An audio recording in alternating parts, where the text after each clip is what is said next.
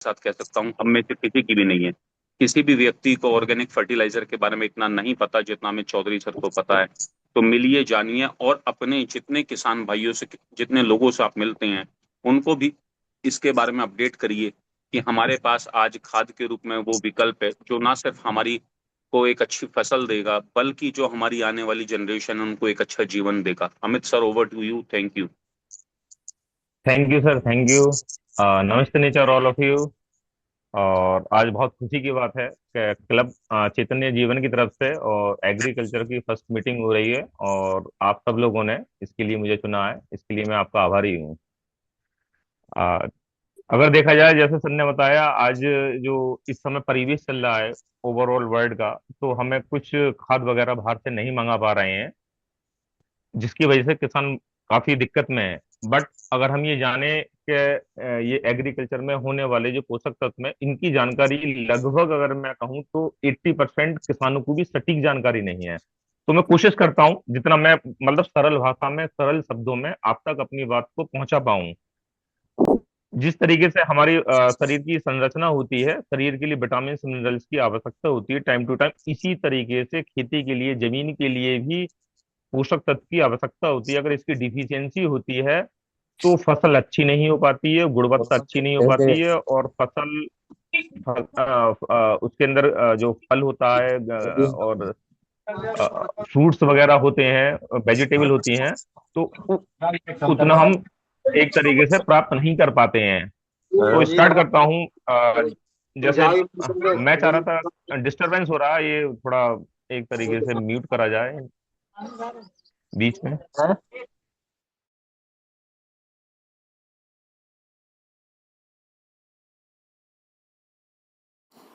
अमित अभी जी, अपना अब अपना नहीं अनम्यूट होगा कर सर। लीजिए। अमित जी, अपना माइक हाँ, अनम्यूट कर इस लीजिए। हो गया सर। इसी तरीके से खेती के लिए भी हमें न्यूट्रिएंट्स की आवश्यकता होती है, जिसमें फर्स्ट ऑफ ऑल सबसे पहला आता है एनपीके। इसे 100% किसान जानते हैं, जो लोग खेती नहीं करते हैं वो भी जानते हैं। एनपीके एनपीके एनपीके क्या है? नाइट्रोजन, फास्फोरस, पोटास होता है। ये क्या करता है? प्राइमरी, एक तरीके से प्राइमरी न्यूट्रिएंट्स हैं जो खेती के लिए बहुत आवश्यक होता है। इसमें अगर सबसे देखा जाए, जब हम बीज बीज बीज डालते हैं और बीज का ग्रोथ होता है, तो उसके अंदर जो सबसे जरूरी चीज है वो फोस्फोरस की आवश्यकता होती है, ना कि नाइट्रोजन की, ना पोटास की। और मैं आपको जानकारी दे दूं, जमीन कभी भी यूरिया मांगती ही नहीं है। यूरिया की कभी भी जमीन को जरूरत नहीं पड़ती है। हम लोग 35-40% एक्सेस यूरिया जमीन के अंदर डाल रहे हैं। यूरिया के अंदर एक तत्व पाया जाता है नाइट्रोजन, जिसकी हमें आवश्यकता होती है। हम बहुत कम, रेयर मात्रा में यूरिया लगा के भी हम प्रोडक्शन बढ़ा सकते हैं, अपनी लागत कम कर सकते हैं, और क्रॉप की गुणवत्ता भी हम अच्छी कर सकते हैं। जैसे सबसे पहले आता है नाइट्रोजन। नाइट्रोजन का क्या है? जब पौधा ग्रो करता है, स्टार्टिंग में जर्मिनेशन हुआ, उसके बाद पौधे ने ग्रो करा, तो पत्तियों की ग्रोथ के लिए ये बहुत जरूरी है। इसी तरीके से जब पौधा होता है, पौधे के अंदर फोटोसिंथेसिस होता है, उसमें एक तत्व पाया जाता है क्लोरोफिल, जो हम वीट ग्रास में देते हैं। क्लोरोफिल जो हीमोग्लोबिन से रिजेंबल करता है। तो क्लोरोफिल की मात्रा को बढ़ाने के लिए नाइट्रोजन की आवश्यकता पड़ती है, जब पौधा ग्रो कर जाता है, जमीन से ऊपर बाहर आ जाता है, कुछ दिन का हो जाता है। इसके बाद आता है फास्फोरस। जैसे मैंने बताया था, जड़ों को मजबूत करता है। इनिशियली स्टेज में हमें फास्फोरस की आवश्यकता होती है, क्योंकि जो जड़ है, जड़ का जर्मिनेशन होता है, वहाँ फास्फोरस की बहुत आवश्यकता होती है। साथ में कैल्शियम भी चाहिए जाता है। कैल्शियम जो इनमूवेबल एलिमेंट है, जो जमीन के अंदर पाया जाता है। क्यों कैल्शियम की भी क्यों आवश्यकता होती है? क्योंकि जो जड़ है, जड़ बहुत सॉफ्ट होती है। अगर देखा जाए, जड़ का जो टिप होता है बहुत सॉफ्ट होता है, और मिट्टी काफी हार्ड होती है मिट्टी को पेनिट्रेट करने के लिए। इसलिए वहां कैल्शियम की और फास्फोरस की आवश्यकता होती है। इसके बाद आता है पोटास। पोटास क्या? पोटास रोग प्रतिरोधक कराता है, पौधे की रेजिस्टेंस पावर को बढ़ाता है, जिससे फसल की गुणवत्ता भी अच्छी होती है।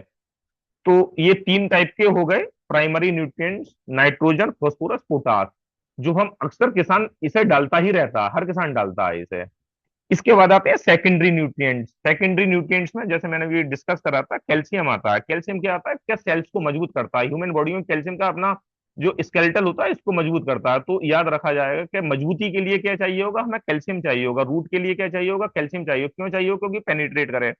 इसके बाद मैग्नीशियम आता है। मैग्नीशियम जब फोटोसिंथेसिस कर रहा है, तो फोटोसिंथेसिस कराने के लिए ये एलिमेंट बहुत जरूरी है। फोटोसिंथेसिस अच्छी होगी, पौधा ग्रो करेगा, पौधे ग्रो करेगा, तो उसकी बढ़वार अच्छी होगी, प्रोडक्शन अच्छा होगा। इसके बाद सल्फर आता है। सल्फर एक ऐसा तत्व है, अगर देखा हो जो किसान लोग हों, आलू में सबसे ज्यादा फंगस लगता है, जहां फंगस आता है फंगस को भी एक तरीके से सल्फर बचाता है। साथ साथ अगर आपकी जमीन एसिडिक है, वहां भी एसिडिक जमीन का जो एक मानक है उसको कम करता है।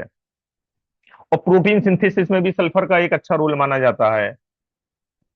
इसके बाद माइक्रो न्यूट्रिएंट आते हैं, बहुत सूक्ष्म पोषक तत्व जो हमारी बॉडी के लिए भी जरूरत है। उसके बारे में उसमें आपका जिंक हो गया, आयरन हो गया, कॉपर हो गया, manganese, boron, molybdenum, chlorine, nickel. मैं थोड़ा थोड़ा इसके बारे में जानकारी दूं, पता तो रहे कि जो जमीन है उसके अंदर क्या क्या पोषक तत्व पाए जाते हैं, और पौधे के लिए क्या जरूरी है, और इनकी डिफिशियंसी की वजह से बीमारी आती है। अगर रोग प्रतिरोधक अच्छी होगी तो बीमारी कम आएगी, प्रोडक्शन अच्छा होगा। जिंक होता है, जिंक पौधे की ग्रोथ करता है। साथ साथ जब बीज और फूल आने होते हैं तब ये मदद करता है। पत्तियों, एक पत्ती ग्रीनरी रहेगी, ये स्वस्थ रहेगी। आयरन क्या होता है? आयरन क्लोरोफिल बढ़ाता है। बॉडी के अंदर भी जैसे हम कहते हैं हीमोग्लोबिन आयरन है, तो वो ब्लड बढ़ाता है। तो क्लोरोफिल बढ़ाने के लिए आयरन की आवश्यकता है। जब क्लोरोफिल बढ़ेगा, फोटोसिंथेसिस होगा। फोटोसिंथेसिस को सही तरीके से करने के लिए इसकी बहुत जरूरत पड़ती है, आयरन की। और इसके साथ साथ एनर्जी प्रोडक्शन में भी बहुत मदद करता है आयरन। मैग्नीज होता है, मैग्नीज जो एंजाइम की क्रिया होते हैं, जैसे अपनी बॉडी के अंदर में एंजाइम्स के लिए कुछ न्यूट्रिएंट्स की आवश्यकता होती है, इसी तरीके से पौधों में भी मैग्नीज एक एलिमेंट होता है जो एंजाइम की क्रियाओं को सक्रिय करता है, तथा इसकी जड़ें जड़ें और बड़ी हो, पौधे का और विकास हो, तो मैग्नीज की आवश्यकता होती है। कॉपर होता है, कॉपर रोग प्रतिरोधक क्षमता बढ़ाता है। सीड और फूड्स की क्वालिटी, कहते हैं ना कि फल अच्छा नहीं है, बीज अच्छा नहीं है, तो एक जो एक सेप होती है, साइज होता है, तो वहाँ कॉपर कॉपर का बहुत इंपॉर्टेंट रोल होता है। साथ साथ बोरान आता है। जब फ्लोवरिंग वाले पौधे होते हैं, फ्लोवर फ्लोवर फ्रूट्स होते हैं बहुत से, देखा होगा, जैसे आम की बात करता हूँ, छोटेपन में इसका जो फल आता है, फूल आता है, वो गिर जाता है। तो ये बोरॉन उसमें मदद करता है, आपका फ्लावरिंग और फ्रूट्स का बनने में हेल्प करेगा। साथ साथ पॉलिनेशन, जिसे फर्टिलाइजेशन भी कहते हैं, पॉलिनेशन में बहुत मदद करता है। मतलब फूल तो बन गया, फल नहीं बन पाया, गिर गया, तो वहाँ पॉलिनेशन नहीं हो पाया, बोरोन की डिफिशियंसी है। तो पॉलिनेशन करने के लिए हमें बोरोन की आवश्यकता पड़ेगी। साथ साथ जड़ों का विकास बहुत जरूरी है। ज्यादातर जितने भी एलिमेंट्स है, जड़ों का जरूर आएगा। जिस पौधे की जड़ें मजबूत हैं, जिस मकान की फाउंडेशन मजबूत है, वो पौधा लंबे समय तक रहेगा और प्रोडक्शन अच्छा रहेगा, रोग प्रतिरोधक क्षमता अच्छी रहेगी। इसके बाद आता है मॉलिब्डेनम। मॉलिब्डेनम के आपने देखा होगा, लेगुमिनस, एक लेगुमिनस जो जिसने इंटर साइंस से पढ़ा हो या बॉटनी के स्टूडेंट्स हो, लेगुमिनस एक प्रजाति पाई जाती है दलहन वाली। तो नाइट्रोजन फिक्सिंग ऑलरेडी अगर हम ये क्रॉप करते हैं, तो इसके अंदर नाइट्रोजन की मात्रा हो जाती है, और वायुमंडल से लेके, इस मॉलिब्डेनम का बहुत अच्छा रोल है, जो वायुमंडल से नाइट्रोजन को लेके जड़ों तक पहुंचाया जाता है। तो इसमें मीडिएटर का जो काम करता है, मॉलिब्डेनम करता है। नाइट्रोजन फिक्सिंग बैक्टीरिया लेगुमिनस प्रजाति के जड़ के अंदर पाया जाता है। अगर आप जड़ को उखाड़ेंगे, देखेंगे गेहूं के दाने से भी आधे के करीब होता है, वहां ये होता है। तो वायुमंडल से नाइट्रोजन लेगा और फिर जड़ों तक पहुंचाएगा। तो जमीन के अंदर नाइट्रोजन का जो एक तरीके से पूर्ति है, लेगुमिनस प्रजाति के पौधे हमें जरूर लगाने चाहिए। जितनी भी दलहन है, जितनी भी दालें हैं, उसके अंदर ये सब लेगुमिनस प्रजाति में आती हैं। इसके बाद आता है क्लोरीन, जो एक जैसे समय गर्मी पड़ रही है, तो पौधे के अंदर पानी का मेंटेन, वाटर का मेंटेन कैसे करा जाए, तो ये क्लोरीन जो है पूरे पौधे के अंदर पानी का मेंटेन को बनाए रखती है, क्लोरीन। निकेल होता है, निकेल सीड्स जर्मिनेशन में, जब स्टार्टिंग में डाला है हम, तो सीड्स का जर्मिनेशन, उसके अंदर से पौधा बनेगा, जड़ें निकलेंगी, तो सीड्स जर्मिनेशन में बहुत अच्छी मदद करता है। इसके साथ साथ जो आने वाले एलिमेंट्स हैं, ये आपका 90 से लेकर 95% तक पौधे की निर्माण में हेल्प करते हैं। बट ये कुदरत देती है हमें, जैसे कार्बन हो गया, हाइड्रोजन हो गया, ऑक्सीजन हो गया, ये तीन बिल्कुल एक तरीके से इसेंशियल हैं। इनके बगैर पौधा ग्रो ही नहीं कर सकता, जी ही नहीं पाएगा। कार्बन क्या होगा, कार्बन फोटोसिंथेसिस, जब फोटोसिंथेसिस तो CO2 की हमें जरूरत पड़ती है, उसके बाद ही पौधे के लिए भोजन बन पाता है, और जो हम भी यूज कर पाते हैं। साथ साथ कार्बोहाइड्रेट, प्रोटीन, फैट बनाने में भी कार्बन का अहम रोल होता है, जिससे पौधे को एनर्जी मिलती है, पौधा ग्रो करता है। इसके बाद हाइड्रोजन होता है। पौधे को वाटर की आवश्यकता होती है, पानी से ही हाइड्रोजन के रूप में ये लेता है। साथ साथ जो पौधा होता है उसको, उस सेल को मॉइस्चर बनाए रखने की जरूरत होती है। जब फोटोसिंथेसिस होगी या रेस्पिरेशन होगा तो मॉइस्चर होना बहुत जरूरी है। अगर मॉइस्चर नहीं होगा तो फोटोसिंथेसिस नहीं हो पाएगी, रेस्पिरेशन नहीं हो पाएगा। तो उसके लिए हाइड्रोजन का रहना बहुत जरूरी है। साथ साथ क्या, जो न्यूट्रिएंट होते हैं, जमीन के अंदर न्यूट्रिएंट है, पौधे के अंदर चले गए, जो पौधे के अंदर न्यूट्रिएंट्स है उसको पूरे पौधे में एक तरीके से मोबिलाइजेशन, मतलब पूरे पौधे में एक सक्रिय रूप से चारों तरफ चले जाएं। जैसे ब्लड का फ्लो होता है, ब्लड का फ्लो होता है जो वेन्स के द्वारा, आर्टरीज के द्वारा हर पार्ट तक जाता है आता है, इसी तरीके से इधर हाइड्रोजन पूरे पौधे के अंदर न्यूट्रिएंट्स को एक मोबिलाइज करता है। ऑक्सीजन को तो रेस्पिरेशन, पौधे भी ऑक्सीजन लेते हैं, ये नहीं कि कार्बन डाइऑक्साइड का उपयोग केवल भोजन बनाने के लिए है। हर पौधा ऑक्सीजन लेगा तभी उसको रेस्पिरेशन कहते हैं। ये प्लांट की ग्रोथ के लिए बहुत जरूरी है। ये तीनों एलिमेंट्स 90 टू 95 तक पौधे की ग्रोथ करते हैं। अगर मैं बताना चाहूंगा खेती के लिए, अगर कोई आंसर देना चाहे कितने प्रकार के पोषक तत्व की रिक्वायरमेंट होती है, तो आप टेक्स्ट कर सकते हैं। फिर मैं नेक्स्ट सेकंड पार्ट पर आता हूं जो मैंने बताए। तो खेती के लिए 17 प्रकार के पोषक तत्वों की जरूरत होती है। ऑर्गेनिक खेती हमारे लिए क्यों जरूरी है? लोग कहते हैं कि महंगा है, लोगों को जानकारी नहीं है, सटीक जानकारी नहीं है। अगर हम इसकी जानकारी उपलब्ध कराएं, अपने आप को जानकारी लें, आजकल जानकारी सरकार के द्वारा भी, और इतना ज्यादा एक तरीके से चलन हो गया, हर हम अपने फोन से भी काफी जानकारियां ले सकते हैं। सरकार भी गोष्ठियां करती है, ब्लॉक वाइज गोष्ठी करती है, डिस्ट्रिक्ट लेवल पर करती है, स्टेट लेवल पे भी गोष्ठी होती है। तो ऑर्गेनिक खेती हमारे लिए क्यों जरूरी है? ऑर्गेनिक खेती जो स्वस्थ मिट्टी है और पर्यावरण है और आने वाली पीढ़ी है, इसके लिए बहुत जरूरी है। क्यों जरूरी? क्योंकि स्वास्थ्य के लिए, स्वास्थ्य हमारा सुरक्षित रहेगा, क्योंकि इसमें रासायनिक खाद का उपयोग नहीं करा जाता, जहरीले कीटनाशक का उपयोग नहीं करा जाता, जिससे फल, सब्जियां और अनाज हमें पौष्टिक मिल पाते हैं। अगर हमें पौष्टिक मिलेंगे तो हम, हमारे अंदर रोग नहीं आ पाएगा। अगर आपने केमिकल के द्वारा कोई फल सब्जी लाए, आप थोड़ा सा गुनगुना पानी लेना और उसके अंदर नमक डालना, फिर सब्जी को वॉश करके देखना। जो नहीं करते हैं, कायदे से ही करना चाहिए। 95% पेस्टिसाइड का जो एक पौधे के अंदर होता है वो निकल जाता है। जो जहरीले तत्व होते हैं, जो हम साग सब्जियां फल खाते हैं, उसको नमक के पानी से वॉश करना चाहिए।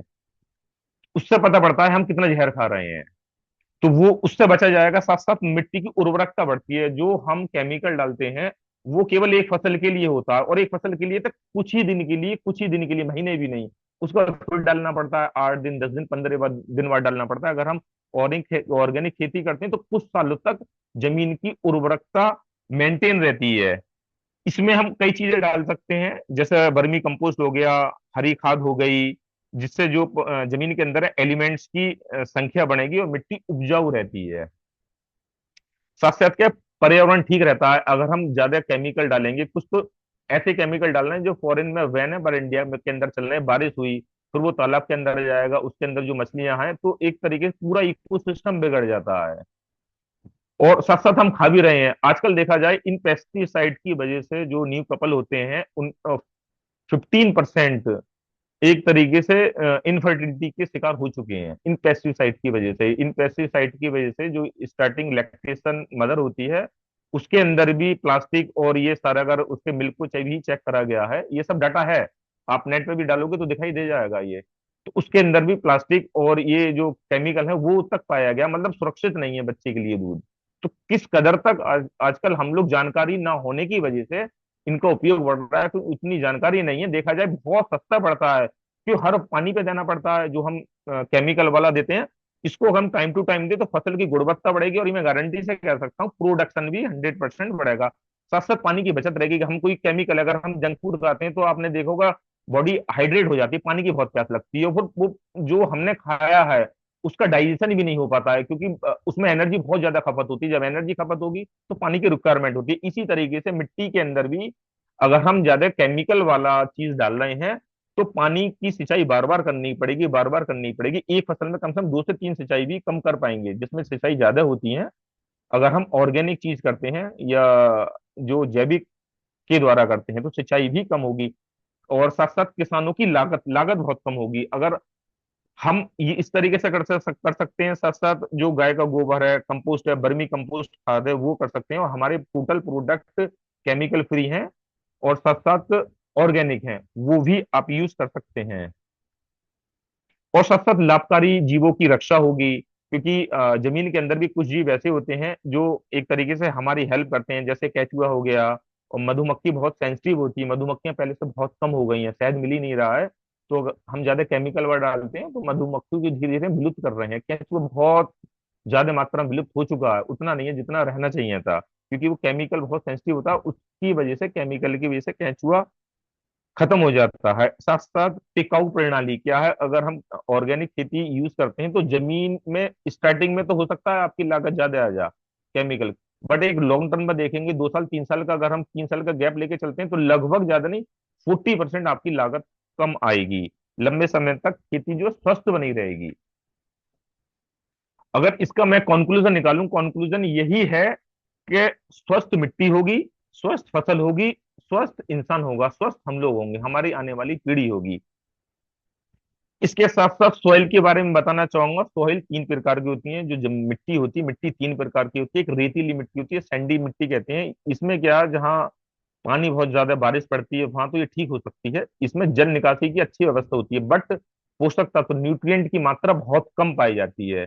इसके बाद सेकंड मिट्टी आती है, क्ले मिट्टी, जिसे चिकनी मिट्टी कहते हैं। इसके अंदर पोषक तत्व की मात्रा बहुत ज्यादा पाई जाती है, साथ साथ जल निकास नहीं हो पाता। जहाँ एक तरीके से नदियां हों, जो पुरानी नदियां हैं जहाँ मिट्टी भारी होती है, पत्थर की तरह होती है, काली होती है ये मिट्टी, वहां इसे क्ले मिट्टी कहते हैं। सबसे लास्ट दोमट मिट्टी होती है, लोम, ये संतुलित होती है और आदर्श मिट्टी होती है। खेती के लिए ये मिट्टी की जरूरत होती है, इसमें फसल काफी अच्छी ग्रो करती है। इसी तरीके से जमीन का पीएच होता है, जैसे हम लोगों का पीएच है, ब्लड का पीएच होता है, पानी का पीएच होता है, इसी तरीके से जमीन का, भूमि का भी पीएच पीएच पीएच मेंटेन रहना बहुत जरूरी है। जो इसका मानक है 6 से लेकर 7.5 पीएच होता है, 6 to 7.5 तक होता है।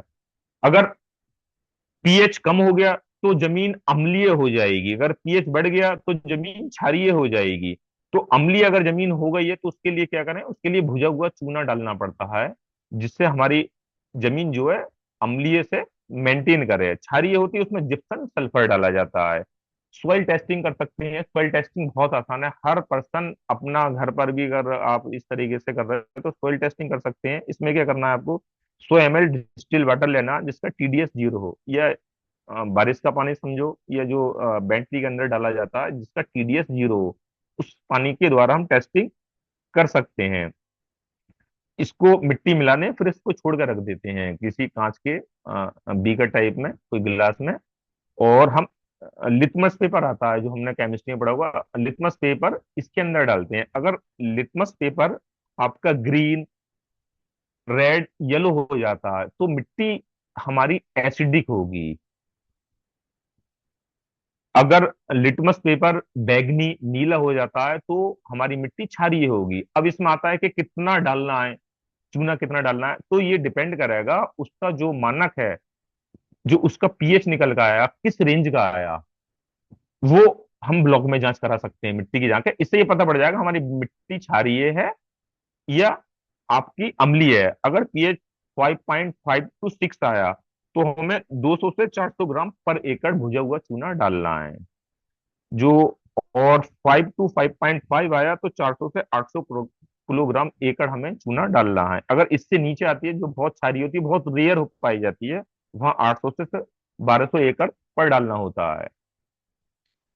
अब अगर मिट्टी क्षारीय है तो इसके अंदर हम जिप्सम डालेंगे, जिसका पीएच 8 से 8.5 तक आ गया तो 200 से 500 किलोग्राम पर एकड़ डाला जाएगा। 8.5 से 9 तक आ गया तो 500 से 1000 किलोग्राम पर एकड़ डाला जाएगा। अगर इससे पीएच ऊपर चला गया तो 1 से 2 टन पर एकड़ डाला जाता है। इस मैं बताना चाहूंगा आपको, 60% जो एक तरीके से डीएपी है हम बाहर से लेते हैं। इसी वजह से किसानों को मिल नहीं पा रहे हैं। डाइमोनियम फॉस्फेट जो है बाहर से आता है, केवल इंडिया के अंदर 35% ही हम इसको खपत करते हैं। जैसे एग्रीकल्चर में हमारा एक प्रोडक्ट आता है डीएनडब्ल्यू एग्रो मिक्स, आप जानकर हैरान हो जाओगे जो डीएनडब्ल्यू एग्रो मिक्स है कितना ताकतवर है। बहुत ज्यादा शक्तिशाली है। सारी चीज मिला के जो हम केमिकल डालते हैं उससे भी कई गुना, अगर हम इसकी इसकी एक तरीके से इसके बारे में जानकारी, इसके अंदर ऑलरेडी एनपीके है। जो हम बाहर से लेते हैं इतना महंगा एनपीके आ रहा है, मिल भी नहीं रहा, ब्लैक से भी नहीं मिल पा रहा।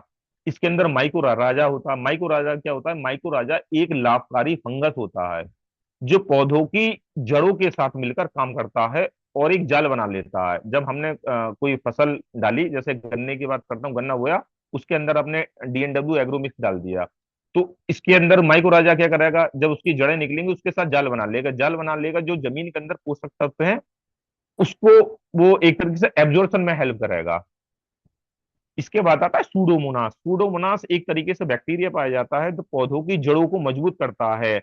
जैसे जो जिन पौधे की जड़ में गलन आ जाता है, डैम्पिंग ऑफ हो जाता है, बिल्टर रोग बीमारी आ जाती हैं, जिससे जो बीज है ना, बीज अंकुरित होने से पहले ही सड़ जाता। कोई भी बीज ले लो, जैसे गन्ना ले लो, तो वो अंकुरित नहीं हो पाएगा, सड़ जाएगा। जो उसका बीज होगा, गेहूं या धान है, तो वो अंकुरित होने से ही पहले सड़ जाता है। विल्ट डिजीज क्या है? विल्ट में जब पौधे की पत्तियां, पूरा पौधा ऐसे दिखाई देगा जैसे सूख गया, सूख रहा होगा हल्के हल्के, बट जमीन के अंदर एक नमी होगी। नमी होगी बट पौधा एक नमी को एब्जॉर्ब नहीं कर रहा होगा, पानी को नहीं ले रहा होगा। कि ये मुख्यतः जड़ों और तनों में ये एक तरीके से नलिकाएं, जिसे टेक्निकल भाषा में जाइलम कहते हैं, प्रभावित करते हैं। पानी और पोषक तत्व ऊपर तक पहुंच नहीं पाया जाता। इस तरीके से समझ सकते हैं जैसे हमारे शरीर के अंदर बेरिकोज होती है। जितना हम ब्लड होता है नीचे तो जा पाता है बट ऊपर नहीं आ पाता। बेरिकोज जो हमारी लेग्स में होती है, बेरिकोज एक डिजीज होती है। तो इसी तरीके से जमीन के अंदर तो पानी है बट हमारा पौधा उस पानी को लेने में असमर्थ है। समझ नहीं पाएंगे, दुनिया भर की दवाई लगा देंगे दुकानदार, बट उसके लिए सबसे अच्छा जरूरी क्या है? सूडोमोनास, जो ऑलरेडी डीएनडब्ल्यू एग्रोमिक्स में आपने डाल दिया है पहले से। इसके बाद ट्राइकोडर्मा आता है। ट्राइकोडर्मा भी इसके अंदर एक लाभकारी फंगस होता है। ये क्या फंगस करता है? जो पौधे के अंदर हानिकारक फंगस होता है उसकी इससे रक्षा करता है। जैसे रूट रॉट आता है, जड़ की गलन, डैम्पिंग ऑफ, तो इन रोगों से पौधे की रक्षा करता है। और जो मिट्टी में लाभकारी सूक्ष्म बढ़ाता है। मिट्टी के अंदर भी पौधे के लिए कुछ माइक्रो ऑर्गेनिज्म चाहिए होते हैं, जैसे हमें गट हेल्थ के लिए चाहिए होते हैं माइक्रो ऑर्गेनिज्म, इसी तरीके से मिट्टी के लिए भी कुछ माइक्रो ऑर्गेनिज्म चाहिए होते हैं। वो इसकी संख्या को, ट्राइकोडर्मा, बढ़ाएगा। एक बीमारी आती है कॉलर रूट। ये क्या होता है? जब पौधे का तना होता है जमीन से थोड़ा सा ऊपर का उठा हुआ, तो वो एक तरीके से सड़ने लगता है। हम समझ ही नहीं पाते हैं कि पौधा ऊपर तो हरा भरा है पर नीचे की तरफ जमीन से कुछ कुछ ऊंचाई पर तो वो सड़ने लगता है। तो ये ट्राइकोडर्मा उसको भी हेल्प करता है, साथ साथ डैम्पिंग में भी हेल्प करेगा। जो ऐसी बीमारियां एक बार लग जाए तो पूरा पौधा खराब हो जाएगा। तो अगर हम स्टार्टिंग में डाल देते हैं तो ये बीमारी नहीं आ पाती है। साथ साथ इसके अंदर ऑर्गेनिक कार्बन की मात्रा भी पाई जाती है जो पौधे की ग्रोथ के लिए, एनर्जी के लिए बहुत जरूरी होती है।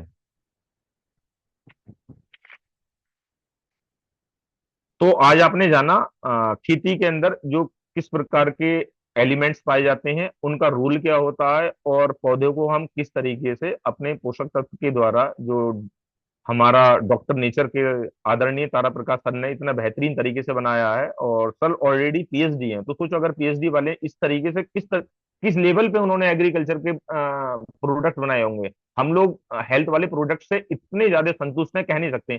खेती वाले से क्यों नहीं? क्योंकि जानकारी नहीं, हमने यूज नहीं कराए हैं। मैं अभी 2-3 दिन में एक वीडियो बना के डालूंगा। मैंने उसके अंदर केमिकल बिल्कुल नहीं डाला, यूरिया डाला ही नहीं है। जितने भी इंसेक्टिसाइड होते हैं, फंगीसाइड होते हैं, एक नहीं डाला है। वो जम के अच्छी तैयार हो गई है, इसके बाद उसका स्प्रे होगा। तो मैं 1-2 दिन में उसका वीडियो बना के भी डालूंगा। तो thank you Ashish sir. Over to you. Thank you Amit sir, बहुत अच्छी इन्फॉर्मेशन देने के लिए। लेकिन मैं आपसे कुछ सवाल जवाब यहाँ करना चाहूंगा। और हमारे अधिकांश साथी यहाँ जो बैठे हुए हैं, जितनों को मैं पर्सनली जानता हूँ, वो एग्रीकल्चर फील्ड से नहीं है। उन्होंने कभी खुद खेती नहीं करी है, खेती के बारे में कोई बहुत ज्यादा जानकारी नहीं है। लेकिन इतनी बात हर बेसिक इंसान समझता है कि अगर हमारी धरती बेहतर होगी, अगर हमारी मिट्टी बेहतर होगी, अगर हमारी मिट्टी ऑर्गेनिक होगी, तो हमारे जीवन में जो पहला केमिकल, जो पहला ऐसा तत्व जो हमें आज के टाइम में, हमारे बच्चों को, हमारे परिवार के लिए सबसे ज्यादा घातक है, वो अगर कहीं से उग कर आता है तो वो मिट्टी है, वो खेत खलियान है। सवाल ये है कि जब हमारे जैसे एक बड़ा तबका ये बात नहीं जानता, पढ़ा लिखा एजुकेटेड, कि आज मिट्टी से क्या आ रहा है। हम तो बहुत ज्यादा इन्वॉल्व हैं, ठीक है, दादा नाना ये लोग, परिवार के लोग कहीं ना कहीं खेती बाड़ी में रहे थे, लेकिन एक बहुत बड़ी भारत की आबादी ऐसी है जिसको ये नहीं पता, जो खाने के बाद, दूध पीने के बाद पहचान नहीं कर पाती। उनको आज रिफाइंड से बना हुआ, यूरिया से बना हुआ, केमिकल से बना हुआ, और इजी, जो कपड़े धोने का इजी आता है उससे बना हुआ दूध ही ओरिजिनल लगता है। अगर आप उन्हें ओरिजिनल शुद्ध दूध पिलाएंगे तो वो उन्हें अच्छा नहीं लगेगा, क्योंकि उन्हें आदत हो गई है इजी का, यूरिया का, डीएपी का दूध पीते रहने की। जब आप दिल्ली के या बड़े मेट्रो सिटीज के, और बड़े मेट्रो सिटीज के मुरादाबाद जैसे शहरों के हालात देखेंगे, तो आप यही पाएंगे कि उन्हें शुद्ध दूध शुद्ध नहीं लगेगा। ऐसे ही आज हमें ये पहचान नहीं है कि कौन सा चावल, कौन सा, अधिकांश चाइना का चावल या प्लास्टिक चावल पूरे इंडिया के अंदर जगह जगह खाया जा रहा है। खास तौर पर जो हमारे आईटी सेक्टर हैं बड़े, जैसे कि गुड़गांव हो गया या नोएडा हो गया, या जो बड़े कॉरपोरेट हब हैं, या मैसूर हो गया, पुणे हो गया, मुंबई हो गया, महाराष्ट्र हो गया, यहाँ बहुत बड़े लेवल पर इस तरीके का चावल भी, या इस तरीके का खाना जो ज्यादा ज्यादा नकली माल है लेकिन खूबसूरती उसकी ज्यादा बेहतर है, वहाँ खाया जाता है। और इसी की वजह से आए दिन आप किसी हॉस्पिटल में जाएं, कहीं पर भी जाएं, आपको लाइन की लाइन लगी हुई मिलेंगी। डॉक्टर के पास, छोटे से छोटे डॉक्टर के पास चले जाइए, वहां आपका नंबर जो है वो 1 घंटे, 2 घंटे, 4 4 घंटे बाद का मिलेगा। और जब बड़े डॉक्टर्स पे आप जाएंगे तो आपकी वेटिंग 2 4 6 महीने, 1 साल बाद की मिलेगी। एनीवेज, हमारा सवाल ये है कि मैं बड़े साधारण शब्दों में ये जानना चाहता हूँ अमित जी आपसे, कि आप आज कितने बीघे के ऊपर, क्योंकि मैं बहुत टाइम से आपको देख रहा हूँ, कितने बीघे लैंड के ऊपर टोटल अपने घर में खेती करते हैं, आपकी खुद की जमीन, ठीक है, कितने बीघे के ऊपर आपने इस प्रोडक्ट को इस्तेमाल किया है, और कितने वर्षों का अनुभव आपको खेती का हो चुका है। नहीं सर, किसान परिवार से हूँ तो बचपन से ही खेती को देखा है, समझा है किस तरीके से खेती की जाती है। और इसीलिए किसान लोग जो हैं वो, इसीलिए हम धरती को और इसे माँ कहते हैं, क्योंकि हमें एक तरीके से ये अन्न देती है, फल देती है, फ्रूट्स देती है। तो किसान परिवार से नाता रखने, मेरा नाता है, इसलिए खेती को बहुत अच्छे से महसूस कर रहा है। कहा जाता है कि ग्रेटिट्यूड, आदमी अगर किसी की हेल्प करता है तो उसका ग्रेटिट्यूड करता है। तो हम जितने भी किसान लोग हैं पूरे इंडिया के अंदर, तो धरती माँ को पूजते हैं, और फसल को भी पूजा जाता है, क्योंकि इसकी इसकी इस धरती माँ के द्वारा ही हम लोगों का एक तरीके से किसान लोगों का पालन पोषण होता है। और किसान नहीं चाहता है कि वो केमिकल डाले, किसान को जानकारी नहीं है। सच्चाई में किसान चला जाता है किसी भी शॉप के पास, भैया ये बीमारी है, पौधा लेके चला जाता है कि यार ऐसा देना जो जमीन में ज्यादा नुकसान ना हो, वो आखिर तक कहता रहता है। बट दुकानदार के लिए भी नहीं, क्योंकि एजुकेशन हमारा ऑर्गेनिक पर रहा ही नहीं। तो लगभग 200 के करीब है हमारे पास, 200 बीघे के करीब खेती है। और स्टार्टिंग मैं कुछ महीने तो मैंने एक इंटरनेशनल कंपनी में जॉब करी थी, डायरेक्ट सेलिंग में, सॉरी, 1.5 2 साल। उसके बाद फिर मैं जहां भी एग्रीकल्चर के प्रोडक्ट आए हैं, तो लगभग 10 साल का तो खेती का, डायरेक्ट सेलिंग का एक्सपीरियंस है ही मेरे को। बाकी बचपन से देखता हुआ आ रहा हूँ मैं। एक मैंने अभी 1 एकड़ में जो बता रहा था मैं, शुगर केन, उसमें विदाउट केमिकल कुछ भी नहीं डाला है। और मैं इतने दावे से कर रहा हूँ अपने एक्सपीरियंस के ऊपर, आदरणीय तारा प्रकाश तिवारी के प्रोडक्ट के ऊपर मुझे विश्वास है, अपनी नॉलेज के ऊपर, अपनी जमीन के ऊपर, कि उसका प्रोडक्शन जो केमिकल के डाल रहे हैं आसपास, ज्यादा नहीं कहते 10 20 किलोमीटर के एरिया में सबसे ज्यादा प्रोडक्शन उसका मैं लिखे दिखा दूंगा। विदाउट केमिकल होगा। वैसे ज्यादातर जितनी भी खेती है सब में मिक्स करके करा हुआ है मैंने, मतलब थोड़ा केमिकल भी पड़ा हुआ, यूरिया एनपीके भी पड़ा हुआ, थोड़ा स्प्रे भी हो गया। बट इस बार जो करा है मैंने, कि कंपनी इतनी बेहतरीन है, इतनी सर ने नॉलेज दी, तो मैंने कहा यार कुछ अलग हटके बिल्कुल ही करता हूँ मैं, बिल्कुल मतलब एक एक स्प्रे भी नहीं करूंगा उसका, केमिकल का, अमित जी, उसमें आपने कुछ क्या खाद उगाया, वगैरह। गेहूं लगाया है, क्या लगाया था? इसमें गन्ना लगाया है, इसमें गन्ना अभी गन्ना हो लगाया गया। है, बहुत बढ़िया। हाँ, तो उसका वीडियो तो बना के मैं डालूंगा। तो उसमें आ, आप बिल्कुल नहीं सब लोगों लगाया को है मैंने। बताना बाकी चाहता जो हूँ, खेती होती है, खेती खेती जो आप उसमें सब, मिक्स करके कई बार लगाया है मैंने। जी जी जी, मैं आप सब लोगों को ये बताना दोनों चाहता ऑप्शन हूँ है। कि दो। अमित चौधरी जी ने अपनी, इनकी खुद की संभल जहाँ के रहने वाले हैं, वहाँ के एक बहुत बड़े किसान काश्तकार हैं। 200 बीघे लैंड के ऊपर अपनी खुद की जिसमें इन्हीं की अपनी लैंड है। ठीक है, 200 बीघे लैंड के ऊपर, ये नहीं कि पूरे खानदान या गांव की लैंड बता दी हो, क्योंकि इनकी यहाँ जमीनें लोगों के पास अच्छी हैं जाटों में। ठीक है, तो वहां अपनी खेती करते हैं। अमित जी ने मुझे ऐसा बताया, मैं ज्यादा अच्छे से एक्सप्लेन कर रहा हूँ इस बात को, कि अपने फादर से इन्होंने कहा कि मुझे एक टुकड़ा चाहिए, 1 एकड़ बिल्कुल अलग। क्योंकि गांव में जल्दी से किसानों को ये लगता है, उनके जैसा कि अमित जी बता रहे हैं कि खेती ही सब कुछ है, उसी से पैसा आना है, उसी से घर चलना है, उसी से पूरे साल के लिए सब कुछ होना है, उसी से किसान शादी ब्याह परिवार पूरे परिवार को करता है। जिसमें मैं मेरी मर्जी से टोटल यूरिया, केमिकल, कोई इंजेक्शन, कोई डाई डीएपी एक भी नहीं लगाऊंगा। एक छोटे से टुकड़े की रिक्वायरमेंट करी, इनके पिताजी ने इनको अलाउ किया, और अमित सर ने इस बार बिल्कुल प्योर 100%, जिसमें 100 ml 50 ml भी कोई किसी तरीके का केमिकल फर्टिलाइजर नहीं लगाया है। प्योर ऑर्गेनिक खेती करने की कोशिश करी है, क्योंकि अमित जी पहले भी ऐसा करते थे, लेकिन पहले कुछ कुछ मिक्स कर कर करते थे। यही बात है ना अमित जी? ये सर मिक्स करके काफी लोगों को कराई है, अगर देखा जाए तो लगभग बहुत मतलब सैकड़ों बीघों में करा दिया होगा मैंने मिक्स करके। संभल डिस्ट्रिक्ट देख लो, मुरादाबाद देख लो, अलीगढ़ तक मैंने कराया है, काशीपुर तक कराया है, ये फील्ड रामपुर तक कराया है। तो इन डिस्ट्रिक्ट में अच्छा कराया, बिजनौर तक गया हूँ मैं। तो मिक्स करके कराया, मिक्स करके भी तरीका है अपने जो जो डॉक्टर नेचर के प्रोडक्ट हैं, जो कुछ लोग चाहते हैं फेत नहीं हो पाता है ना, तो मिक्स करके भी कर सकते हैं और चाहे तो अलग भी कर सकते हैं। बट जो नए किसान है उससे मैं कंपेरेटिव स्टडी कराता हूँ। जैसे 2 एकड़ जमीन ली आपने, 1 एकड़ में आप हमारा लगाओ, या तो मिक्स करके लगाओ या प्योर लगाओ, और दूसरे में हमारा बिल्कुल मत लगाओ, उसका केमिकल वाला लगाओ। तो उसका हम देखेंगे, टोटल लागत लिख लो, प्रोडक्शन लिख लो, तब भी ज्यादा आएगी। वो सारा तरीका है किस तरीके से है। बट ये जमीन एक होनी चाहिए, एक पास की होनी चाहिए, जो जमीन की गुणवत्ता वो सेम होनी चाहिए। ठीक। आप में से कितने लोग एक बार इस बात को बेहतर, क्योंकि मॉर्निंग मंत्रा में हमारे पास बहुत ज्यादा टाइम नहीं होता, तो हम शाम का एक सेशन कर सकते हैं।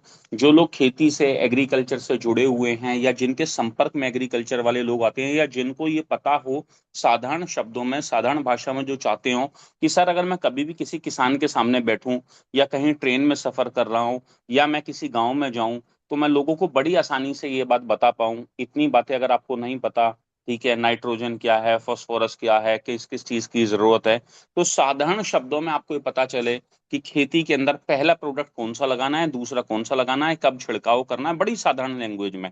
उसके लिए हम 1 घंटे का 1.5 घंटे का सेशन कर सकते हैं। अपने रेज हैंड कर दीजिए, आप सब लोगों को लिंक शेयर कर दिया जाएगा।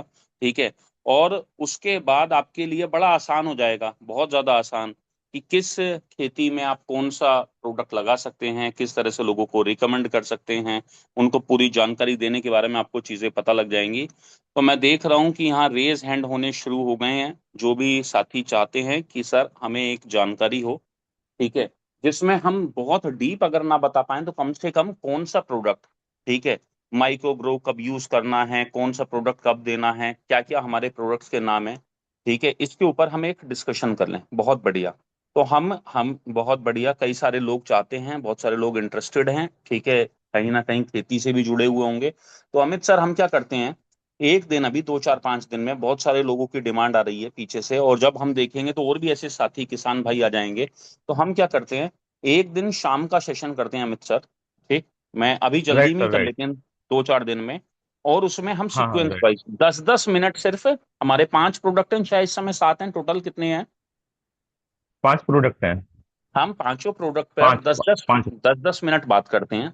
पहला प्रोडक्ट, जब खेत की रोपाई होती है, खेत के अंदर सबसे पहले जुताई होती है, कौन सा डालना है, फसल के टाइम पर कौन सा राइट सर। डालना है, पौधा 10 12 दिन का होगा तो कौन सा डालना है, किसका छिड़काव करना है, कौन सा कीटनाशक से बचाएगा, कौन सा उसकी जड़ को मजबूत करेगा। बहुत साधारण शब्दों में आप एक प्रेजेंटेशन तैयार कर लीजिए, जो हर व्यक्ति के लिए बहुत ज्यादा जरूरी हो। जरूरी लगे तो इसका एक पीपीटी तैयार कर लीजिए 2 3 दिन 4 दिन के अंदर। जरूरी लगे तो इसमें किसी की सहायता हेल्प ले लीजिए, जो आपको पीपीटी में मदद कर पाए। ठीक है, और इसको एक ठीक तैयारी है सर। कर कर बहुत अच्छे से हम अपने सभी लोगों तक पहुंचाते हैं। क्योंकि अभी आप क्या देखेंगे कि जगह जगह जगह जगह जगह जगह बहुत ज्यादा शॉर्टेज, तमिलनाडु के अंदर तो अभी बहुत ज्यादा शॉर्टेज हो गई है, साउथ इंडिया के अंदर कई सारे स्टेट ऐसे हैं जहां साउथ इंडिया में बहुत सारी शॉर्टेज यूरिया की हो गई है, डीएपी की हो गई है, महंगा हो गया है, 50%, 30 से 50% तक कीमतें बढ़ रही हैं। सरकार ज्यादा से ज्यादा जोर लगा रही है कि भैया बायो फर्टिलाइजर ऑर्गेनिक खेती पर आओ। अगर हम आज नहीं आए तो बहुत ज्यादा देर हो जाएगी हमारी आने वाली जनरेशन्स के लिए। जैसा कि अभी आप केंचुओं की बात कर रहे थे, मैं तो खेतों में बहुत रहा हूँ, मेरे नाना के यहाँ जाता था, बहुत ज्यादा जमीन थी, मैंने देखा कि केंचुए बहुत मिलते थे, हम बचपन में उससे डरते थे। आज केंचुआ लगभग मिट्टी से लगभग लगभग खत्म हो चुका है। पहले केंचुए घरों तक आ जाते थे, बरसात में खूब मिलते थे, आज खत्म हो चुका है। किसानों का मित्र केंचुए को कहा जाता था, क्योंकि वो जमीन के नीचे 30 30 40 40 फीट नीचे तक ऐसे ही चला जाता था, पूरी जमीन को उर्वरक बनाने में मदद करता था। ठीक है, वो आज खत्म हो गया है। तो है क्या कि आज अगर हम हमारी ऑर्गेनिक चीजों से जितने भी, आप कभी आप सदगुरु का एक बहुत बड़ा लेसन है इसके ऊपर, पूरा एक वीडियो है, वो देखेंगे तो वो बताएंगे कि आज जमीन के अंदर से जो सूक्ष्म जीवी थे, जिसे हम लेंसेस के थ्रू, कौन सा वो लेंस होता है, उसके थ्रू ही हम देख सकते हैं। ठीक है, तो आज वो पूरी तरह से जमीन के अंदर जितने होते थे उससे आधे रह गए हैं। इसकी वजह से हमारी मिट्टी लगातार यूरिया, डाई, डीएपी केमिकल, एक से खतरनाक केमिकल पड़ने की वजह से जो है, हाँ, माइक्रोस्कोप। ठीक है, तो हम जिनको माइक्रोस्कोप से देख सकते थे, जो मिट्टी के अंदर ऐसा माहौल पैदा करते थे खेत के अंदर कि ऑक्सीजन, नाइट्रोजन, फास्फोरस या कोई भी चीज जो है वो नीचे तक जाती थी, वो आज पूरी तरह से डैमेज हो चुकी है। आज हम पूरी तरह से डिपेंड हो गए हैं। और अभी अमित सर बता रहे थे कि साहब, किसान वास्तव में नहीं जानता, किसान को नहीं पता होता, वो चाहता है कि उसकी धरती, उसकी मिट्टी, उसका खेत खराब ना हो, वो जाता है दुकानदार के पास। एक कंपनी जब एक प्रोडक्ट बनाती है तो वो कहती है कि ये 1 एकड़ के अंदर सिर्फ 100 ml लगेगा। वो वहां से चलता है और कंपनी के बहुत अच्छे किसी सी एंड एफ वाले तक पहुंचता है, सी एंड एफ वाले के लिए अवार्ड होता है। वो कहता है ये खेत के अंदर 200 ml लगेगा। वो सी एंड एफ से चलता है, बड़े होलसेलर तक पहुंचता है, वो कहता है खेत के अंदर 500 ml लगेगा। 500, अपनी सेल को बढ़ाने के लिए, पैसा कमाने के लिए। वो सी एंड एफ से जाता है गांव के किसानों तक, यानी कि रिटेलर तक, वो कहता है ये खेत के अंदर 1 लीटर लगेगा। और जब किसान उसको पहले 2 साल से पिछले डाल रहा होता है, ठीक है, और उस रिटेलर के लिए कि माल बेचोगे 10 लाख का तो थाईलैंड का टूर है, 20 लाख का बेचोगे तो साहब डबल टूर है, और 30 लाख का बेचोगे तो साहब आपके लिए दुबई का टूर है। तो वो कहता है कि ये 2 लीटर डाल दो 1 एकड़ के अंदर। यानी कि सरकार द्वारा तय स्टैंडर्ड से जो चीज आपके खेत के अंदर 1 एकड़ के अंदर 100 ml लगनी थी, आज वो जाते जाते लगभग 2 लीटर तक पहुंच गई है। क्या अमित सर बताएंगे? अमित सर, बिल्कुल ऐसा है या नहीं है? बिल्कुल एग्जैक्ट। यही है सर, ये बिल्कुल आपने बिल्कुल एग्जैक्ट बता दिया कि अपनी सेल बढ़ाने के लिए ऊपर से इतना ज्यादा 5 गुना तक देता है। और कुछ लोग जो रायचंद होते हैं खेत के पास जाके, अरे बड़ा कम लगा रहा है यार, इसमें तो कुछ होगा नहीं, तेरा तो खेत पट हो जाएगा, तो बचा खुचा वो उसकी मात्रा को बढ़वा देते हैं। बिल्कुल, मेरे कई सारे दोस्त, ठीक है, जाटों में, गुजरों में, बहुत सारे दोस्त मेरे जो हैं, उनकी गांव में बड़ी बड़ी दुकानें हैं। ठीक है, तो बड़ी दुकानें होने की वजह से खेती की जो ये फर्टिलाइजर होते हैं, इनकी दुकानें हैं। तो जब उनसे बैठकर डिस्कशन होता है, बात होती है, चीजें होती हैं, तो वो उनका कहना होता है यार हम भी क्या करें, क्योंकि किसान लगा लगा के थक चुका है। वो पिछली 5 फसलों से 7 फसलों से लगा रहा है।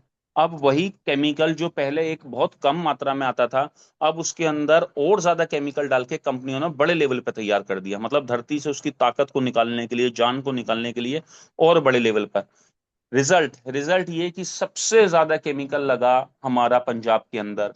आज सबसे ज्यादा कैंसर, सबसे ज्यादा सीकेडी के पेशेंट, सबसे ज्यादा डायलिसिस अगर पूरे भारत में कहीं है, तो भारत की सबसे उपजाऊ, सबसे मजबूत, सबसे समृद्ध, एक टाइम में पंजाब, जब हम पिक्चर में देखते थे, मूवीज में देखते थे, तो पंजाब के दिव्य दर्शन हमें हुआ करते थे। आज जब आप पंजाब को देखेंगे, भाई सब घर घर के अंदर कैंसर का पेशेंट है, घर घर के अंदर रोटी के लाले हैं। जो बड़े किसान थे, बहुत बड़े थे, वो कनाडा शिफ्ट हो गए। जो इंडिया में बचे रह गए, जिनके पास 20 30 40 बीघे जमीन थी, ठीक है, सबसे ज्यादा नाश अगर इस देश के अंदर किसी एक स्टेट का लगा है तो वो पंजाब है। ठीक है, सबसे ज्यादा केमिकल लगा है तो वो पंजाब है।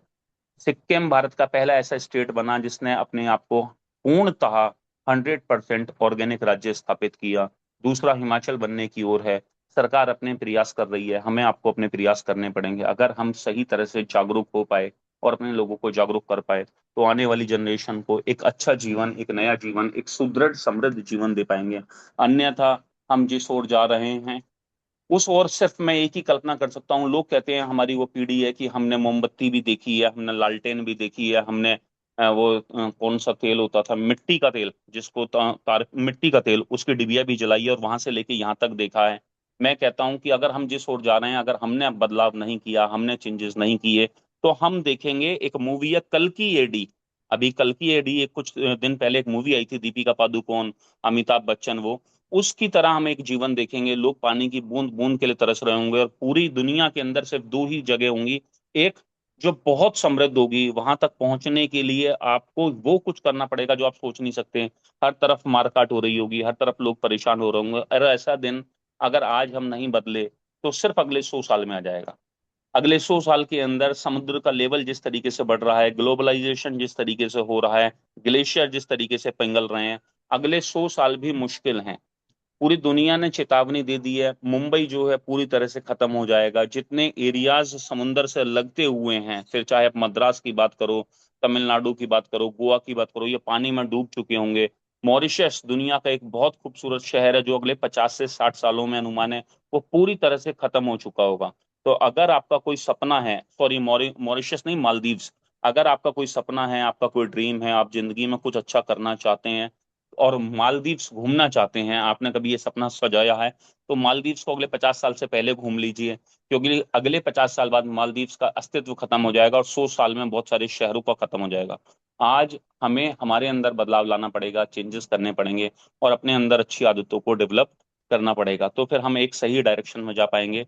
बहुत जल्दी अमित सर, अगले 5-6 दिन के अंदर, 3 दिन के अंदर एक सेशन शाम को कर लेते हैं और उसमें आप अपने पांचों प्रोडक्ट की एक लिस्ट बना लीजिए।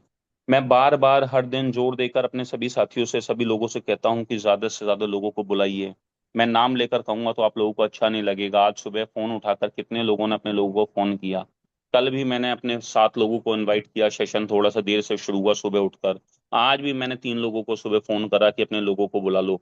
लोग लोगों को नहीं बुला पाते हैं और फिर में दिन के अंदर एक मैसेज आता है, ठीक है, कि सर मुझे, मेरे पास रोज 5-6 ऐसे मैसेज आते हैं कि इस वाले उसमें क्या प्रोडक्ट दें, इस वाले उसमें क्या प्रोडक्ट दें। मैं सोचता हूँ अगर मेरे पास 5-6 मैसेज आ रहे होंगे तो अजमा जी के पास कितने मैसेज जा रहे होंगे, श्रीकांत जी के पास कितने मैसेज जा रहे होंगे, या जो लोग यहाँ पर सीख रहे हैं, आ रहे हैं, उनके पास कितने मैसेज जा रहे होंगे। हम किसी भी व्यक्ति को उसके पर्चे का इलाज बताकर सक्षम नहीं बना सकते। आप उसकी आदत को चेंज कर कर ही, उसको सिखाकर ही बड़ा बना सकते हैं। कोशिश कीजिए कि लोगों की ये समस्या दूर हो।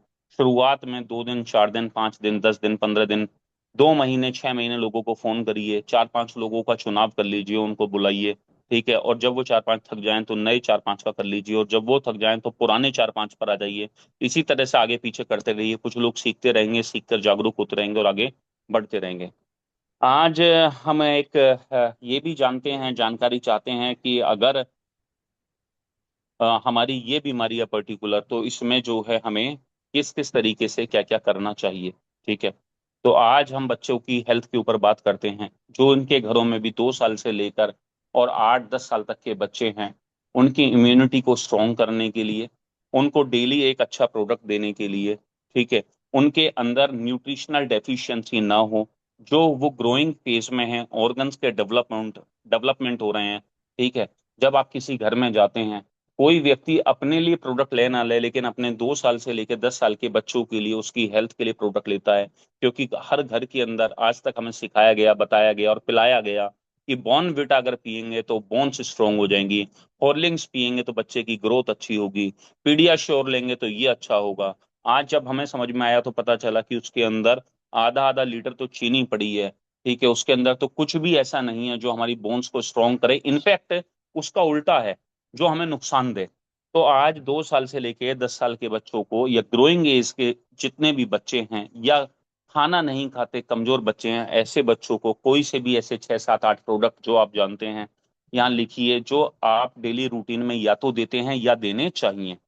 और सुनते सुनते जवाब आने शुरू हो गए। सोनिया मैम ने लिख दिया है, kid plus, sea buckthorn, moringa powder, protein powder, turmeric drink, turmeric drink, very good, ठीक है। Kid plus syrup, wheat and barley भी दे सकते हैं, ग्रास जूस दे सकते हैं, flax seed oil capsule, calcium vitamin D3 बिल्कुल दे सकते हैं, एलोए बेरी जूस दे सकते हैं किड प्लस, और यकृ जी दे सकते हैं, राघवेंद्र सर ने लिखा है, यकृजीत उन बच्चों को तो जरूर दिया जाए जो आज के टाइम में बहुत चाउमीन, मोमोज और इस तरीके की चीजें खा रहे हैं। ठीक है, अगर चाउमीन, मोमोज या जंक फूड खाने वाले नहीं है तो फिर इसकी जरूरत नहीं पड़ेगी। किड प्लस आंवला जूस दे सकते हैं, मैं भी देता हूँ। न्यूट्री सपोर्ट एक बहुत बढ़िया प्रोडक्ट पिंकी मैम ने लिखा है। न्यूट्री सपोर्ट को अभी हमें तो फ्री मिला था, यानी कि ऑफर में मिला था।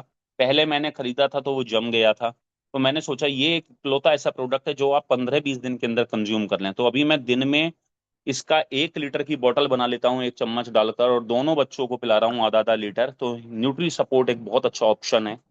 ठीक है। हाँ, जब हमारे पास में हमारी क्या बोलते हैं वो होती है जिसका बोलते हैं मिलेट बार, मिलेट बार भी एक बहुत अच्छा ऑप्शन था। बेरी जूस, बस हमें ये ध्यान रखना होगा, एल्कलाइन वाटर बहुत अच्छा ऑप्शन है। अमल की मिलेट बार वेरी गुड। तो आप सब लोगों ने बिल्कुल सही रखा है। एक चीज का छोटा सा ध्यान हम रखेंगे, अभी एक प्रोडक्ट आया है एलोए बेरी जूस। तो कोई भी प्रोडक्ट इतना अच्छा आता है बच्चों के हाथ में, मेरे छोटे बेटे के हाथ में, 3 साढ़े 3 साल का है, उसके हाथ में उसकी बोतल आ गई तो उसने ज्यादा पिया वो। और उसकी मम्मी भी उसने रोकने की कोशिश करी तो रोक नहीं पाई, थोड़ा ज्यादा हो गया तो उसे लूज मोशन लगे करीब 2 दिन, 2-3 दिन तक दिन में उसे 4 बार 5 बार जाना पड़ा। हमें क्वांटिटी का ध्यान रखना पड़ेगा। ये सारे ही प्रोडक्ट जितने भी आपने लिखे हैं बच्चों को दिए जा सकते हैं, क्वांटिटी का स्पेशली ध्यान रखिए। 10 से 15 ml से ज्यादा बच्चों को पानी में नहीं देना है आप दिन में कोई भी। और बच्चों के साथ क्या है, किड प्लस देते रहिए, और उसके साथ में कोई भी एक प्रोडक्ट, न्यूट्री सपोर्ट, या कभी नोनी, या कभी वीट बार्ले, या कभी सीबकथ्रॉन, या कभी कोई भी और प्रोडक्ट आप हैबिट बना लीजिए। वो आपको 1 महीने रूटीन चलाना है। दूसरे महीने आपको मोरिंगा, या अगर बच्चा ले सकता है तो वो चलाना है, या थोड़ा सा 5 ml मिलाकर अमलकी के साथ में, या क्रिजीत की जरूरत पड़ गई या किसी और के साथ में। स्पेशली हम बस क्वांटिटी का ध्यान रखेंगे। बच्चों को कोशिश करनी है कि 30 ml या 35 ml या 25 ml ना दिया जाए, इस बात का ध्यान रखना है। Thank you so much. ऐसे ही सीखते रहिए, आगे बढ़ते रहिए, और ज्यादा से ज्यादा लोगों को अपने यहाँ पर इनवाइट करते रहिए। कल सुबह फिर मिलेंगे एक नए मॉर्निंग मंत्रा में। Thank you so much to Amit sir, जिसको भी आज अमित सर की बातें समझ में आई एक बार थैंक्स लिख दीजिए, और ग्रुप पर जाकर लिख दीजिए कि thank you so much to Amit sir. Thank you so much. नमस्ते नेचर टू एवरीवन। मिलते हैं कल सुबह।